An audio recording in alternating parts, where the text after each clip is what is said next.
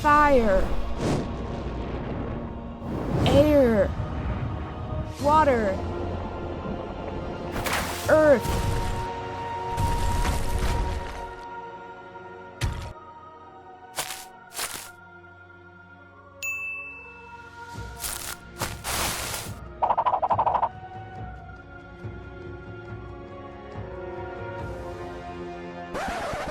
Don't forget to like and subscribe. Huh?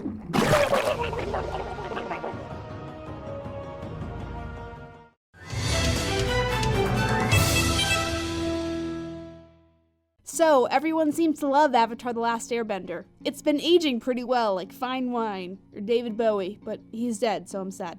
I, for one, am always a fan of fleshed out stories that take the time to have strong overarching plots as well as individual characters, and Avatar is one of those examples. So for me, because I like being special and stuff, we're focusing on strong character moments and even stronger storytelling, while also discussing Avatar's less talked about weak points as a story.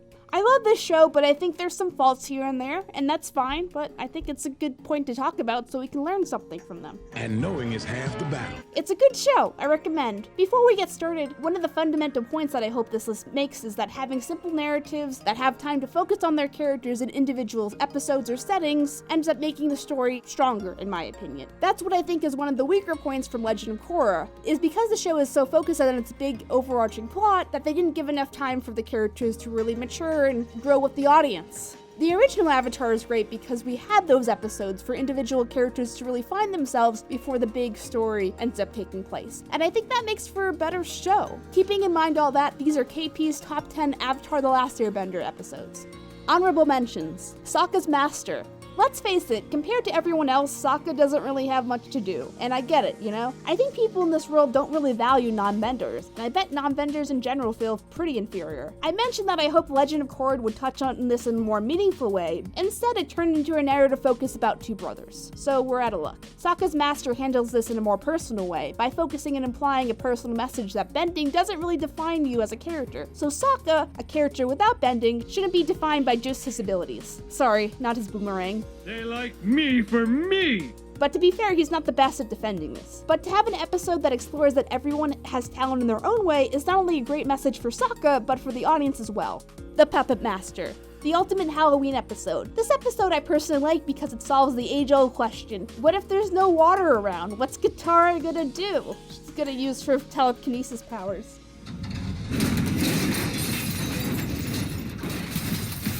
So not only does this episode offer some interesting backstory and lore, but it also gives Katara a practical thing to do when there's just a desert around, even though she can be kind of hypocritical about its uses at times. Maybe she changed her mind as she aged, I guess? Oh, that Katara, what are we gonna do with her? The Blind Bandit. As much as I love Avatar, I admit that it can be tame as far as direct messages that discuss death, abusive relationships, and overall just some of the more heavier themes. I think The Blind Bandit is especially poignant, as in just because your parents have money and have resources to take care of you, doesn't mean they'll do a good job and still gaslight you. That's not how you do that, Toph's parents. Even with Korra, we never really know or get exact closure about this issue. Sure, it's implied that we get something down the line, but I don't know. The comics never really officially address this. Still, much of this comes back to if Toph's parents learned what they were doing is bad. Don't be toxic, kids. Number 10, The Blue Spirit. The Blue Spirit is low on this list because it's one of those ones where there's important character reveal at the end, and the rest is just getting a MacGuffin. You know, boring stuff. The action is fun and intense, but the realization that Zuko needs to have the Avatar in order to have purpose in his life, at the time, says a lot about his character's needs for acceptance, which is the basis for his character development. Previously, though, there was the audience's assumption that he's just some crazy guy, and is just loyal to his nation. Here, we get a glimpse of the real Zuko, or a basis for him. The rest of the conflict is fun and harmless, I guess. I want everyone to start saying "suck a frog" as a comeback. This is tasty. It'll be the best meme, guys. Number 9, Siege of the North Pole. Siege of the North is the first episode I feel that addresses Avatar's sense of scale as well as the sacrifices that comes from war. It also has some themes of sexism and selflessness in there too. as well as showing that Iroh is just a really cool guy that's down for saving the world and doing the right thing. Yay, Iroh! He is the best character. We see the Sentinel Citizen Zhao's quest for victory, and how he's willing to make stupid decisions thinking that it will help his cause in the long run. Gee, sounds like humanity's problems in a nutshell. I find it funny that Sokka essentially gets moon zoned, but for all the greater good in fixing the balance of the world and crap, right? The two fundamental problems of this episode is how the Avatar state is used as a dual ex machina to fix the problem, more on that later, and the fact that this episode writes off its waterbending training as the master you needed was there the whole time. Woo, it's like a bad movie trope. I know that's a part of Pabu's arc and acceptance of Katara as a master waterbender, but weight of dismissing all the traveling around. I don't know. It had some cool fights, so whatever. Number 8, the Boiling Rock. You guys ready for a prison break episode in the Avatar world? This prison, surrounded by boiling water, has all of your favorite things. The hottest prison fights because they use actual fire. Your long-lost missing dad who went out to get cigarettes 12 years ago. Sexual tension. Diet Dwayne The Rock Johnson. Confusing riots. Betrayal. Sibling rivalries. A crazy old warden. And FGUCD. What's an FGUCD? A FGUCD is a female guard you can't date. You're only allowed to look at them longingly because this is a kid's show, Karen! Besides the obvious, this episode takes the Avatar characters and puts them in an environment that it has its own set of tropes. This episode holds merit, I feel like, because not only are there some dramatic and big moments that happen, but the whole plot refers to everyone's willingness to work together and their ability to outsmart adults. You have to remember that Sokka is not a bender and this prison is full of firebenders. So the duo isn't exactly going into a situation that isn't foreign to something their enemies can't handle. And I couldn't remember to do my math homework at 17. Jesus. The world itself has to play on displaying the adults as confident, so it doesn't feel like a bunch of kids who are saving the world seems unrealistic. The Boiling Rock is probably one of the standout episodes that makes the audience both aware of the bad guys, but also showing that the heroes can outsmart them in realistic ways. Number 7, Zuko Alone.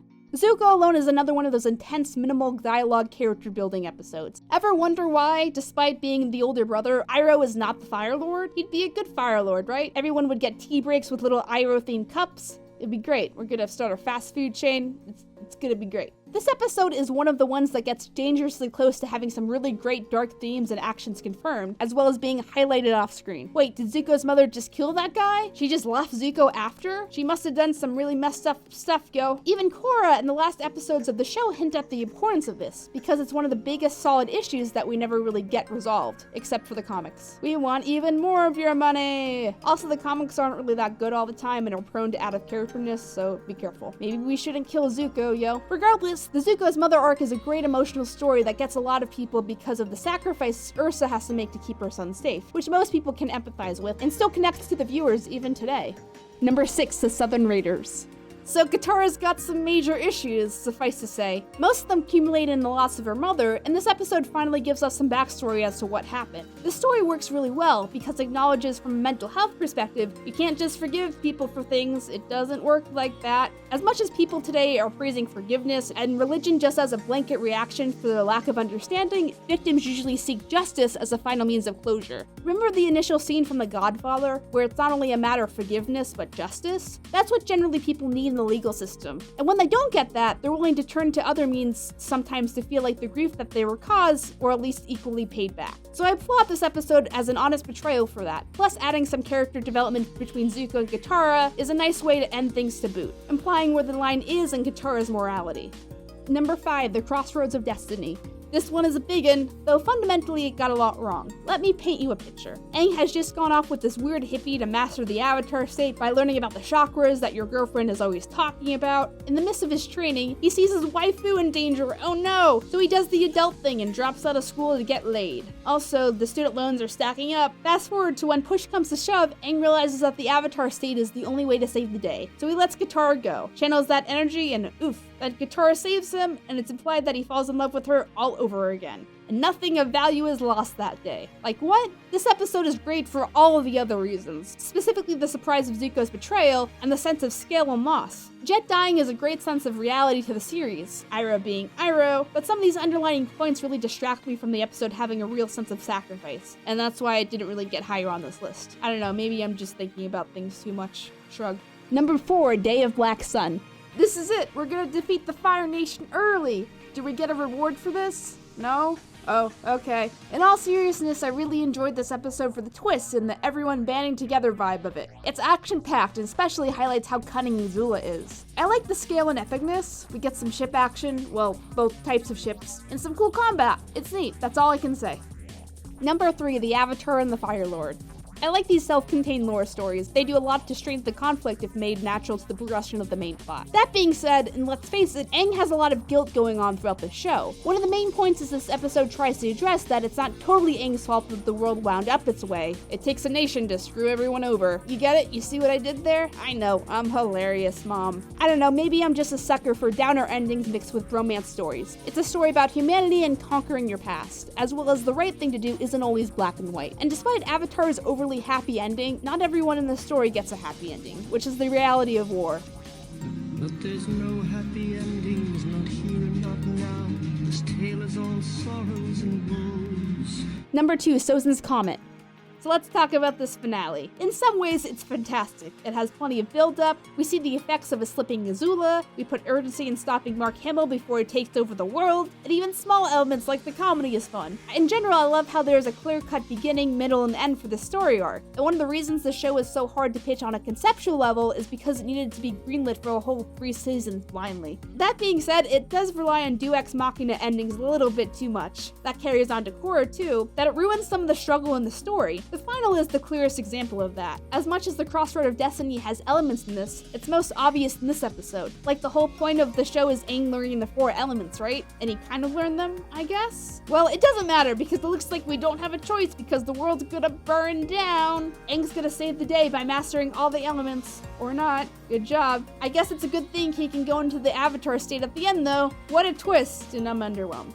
Even if Aang needed to have some understanding of the elements to control them in the Avatar state, I bet money he probably would have won by just doing that. I don't know, it cheapens this whole struggle with learning the elements. Remember that season 2 episode about being forced into the Avatar state? Hate to say it, but that dude general was kinda right. Even if his methods were a little extreme, the show would have been over a lot sooner. It's over, go home. That and the way Aang gets around not killing Ozai is a little different, but the lion turtle thing messes up something else. I don't even know what we're talking about anymore. I'm just grumpy that, for a series that, for the most part, is pretty amazing, they skip some of the bigger connecting points to focus on spectacle for convenience. I'm not bitter, Mom. That all being said, I think the good outweigh the bad. The animation is fantastic, there's some awesome fights going on, I love the Zuko and Katara versus Azula fight, I think that really works well with her character arc, and I think Iroh's story and closure is really cool and neat. It's still a great finale for a fantastic series, but not the best episode in my opinion. I'm sorry, I repent for my sins. Repent! And thou shalt be saved. Number 1, Tales from Ba Sing Se. This is the best episode, fight me in the comments. I think sometimes character building and good character development as a general medium is a lost art. We get so lost in the serialization of shows that simple episodes to flesh out characters are lost. Like I said earlier, character understanding and development should be the first step in a story, not an afterthought. In order to make a good story, we need these moments to emote and relate to these characters. It makes the whole story seem more real and relatable and much more epic, so it should be a mix of both. This is the highlight of both what the show is trying to do, explaining its philosophy and humanizing its conflict with Iroh and its grief. We get glimpses over the show of what kind of man Iroh was like before the war and the loss of his son, but we really get to see how grounded and happier he is when he's not on the warpath. Compare this to even characters like Azula and you'll see what I mean. This show is about war, about serious topics like death and hardship and confrontation, but we get it fed to us in Nickelodeon-style gloves. This episode shows us the brutality and the human soul of what some of these characters have to go through. And yes, Sokka's story was kinda dumb, but if you look past that and start to analyze what this show is about and what this episode presents, you might be surprised with what you have to walk away with. And that's why the Tales of Ba Sing Se is my pick for Avatar: The Last Airbender's #1 episode. So I hope you like that. If you want more Avatar videos, just let me know in the comments and make sure you like and subscribe and turn the notifications on. Whoa! DuckTales, woo! I'm KP, your friendly neighborhood waterbender, because water is the best element. Signing off. That can't be it. Where's the rest of it?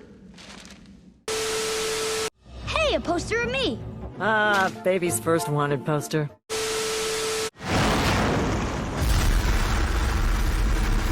Now all of China knows you're here. Perfect. Who's your favorite waifu?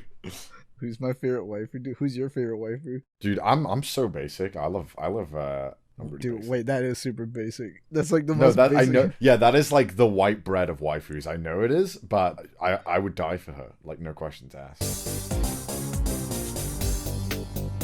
Hey everyone, thanks so much for watching. If you like what you saw, please remember to leave a comment and share this with a friend or 2 or 5. Click here to subscribe, we really appreciate it. Click here to check out the main collaborator for this video. Click here to check out our video playlist for this video, where you might find similar videos that hopefully you like and enjoy. There's also a credit scroll here, where you can check out all the other awesome contributors. All their info is in the description. That's all I gotta say, KPOA!